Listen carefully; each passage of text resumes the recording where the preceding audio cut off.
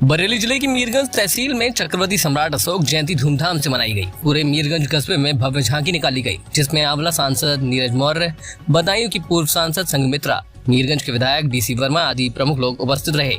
सांसद नीरज मौर्य ने सम्राट अशोक महान के जीवन पर प्रकाश डालते हुए कहा कि दुनिया में हमारे समाज की पहचान सम्राट अशोक और चंद्रगुप्त मौर्य से है।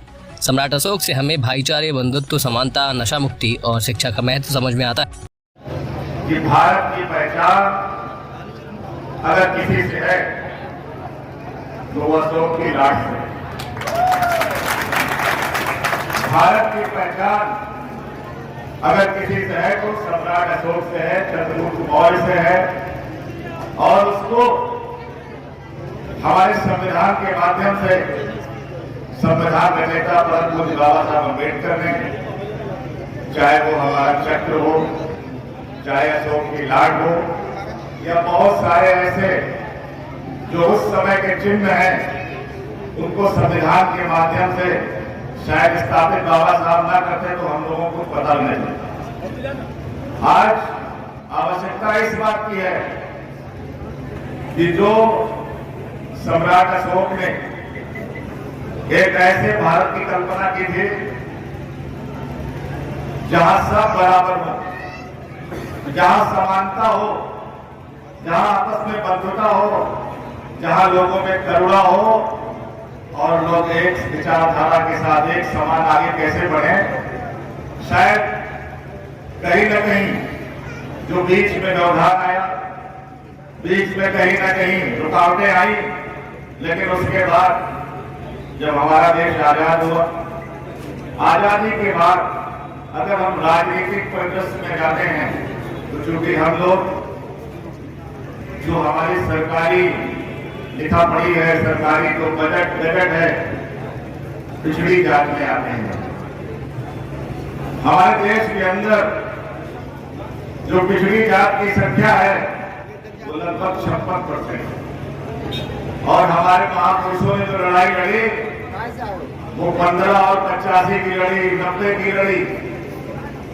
आज आवश्यकता इस बात की है कि जो पिछड़े हुए लोग हैं, चाहे वो बाबू जगदेव प्रसाद जी ने कहा था 100 में 90 शोषित है, और चाहे राम मनोहर लोहिया ने कहा था कि क्रिस्तों ने बांधी घाट, पिछड़े पावे 100 में 60। तो आज जो पिछड़ी जातियों की पहचान बनी है, ये पहचान कहां से बनी, इस पर भी हम लोगों को थोड़ा देखना चाहिए। अगर हम अपने विधानसभा के और लोकसभा के जो प्रतिनिधित्व करने वाले लोग वहां पहुंचते हैं, हम आज से 50 साल पीछे चले जाएं, सन 90 के पीछे चले जाएं, तो शायद पिछड़ी जात के लोगों का इन दोनों जगहों प्रतिनिधित्व बहुत कम था। लेकिन आजाद हिंदुस्तान में पिछड़ी जातियों को राजनीति में लाने का जो अवसर देने वाले चाहे चौधरी चरण सिंह जी हो, चाहे मानवर काशीराम साहब हो, और चाहे श्रीदेव मुलायम सिंह यादव जी हो, आज हम सबको इस बात पे गौर करना है कि हमारा कैसे प्रतिनिधि बढ़े। आज अभी संघमित्रा जी ने बताया कि इन्होंने भी अशोक जयंती पे अवकाश की मांग की थी। आज वही मांग हम भी कर रहे हैं, लेकिन ये मांग पूरी कब होगी इसके बारे में कुछ नहीं पता ये किसी को नहीं पता।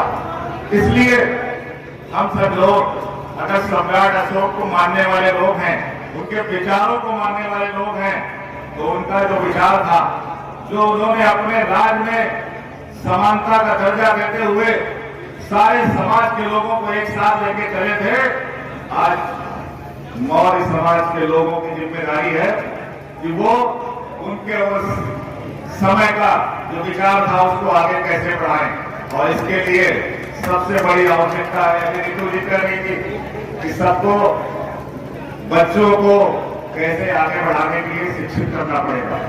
आज हम यहाँ जयंती मना रहे हैं, इस जयंती पे ये संकल्प लेके जाएं कि हम अपने बच्चों को पढ़ाने लिखाने का काम करेंगे, हम अपने गांव को नशा मुक्त बनाएंगे। अगर इन बातों पे हम गौर नहीं करेंगे तो इतिहास की बातों को कहते कहते जयंती बनेगी, हम घर चले जाएंगे, उसके बाद परिणाम कोई आने वाला नहीं है। अगर परिणाम लाना है तो हमको कुछ करना पड़ेगा। आम जनता से जुड़ी खबरों को देखने के लिए इंडिया न्यूज लाइव टीवी को सब्सक्राइब करें और नोटिफिकेशन के लिए बेल आइकॉन दबाएं।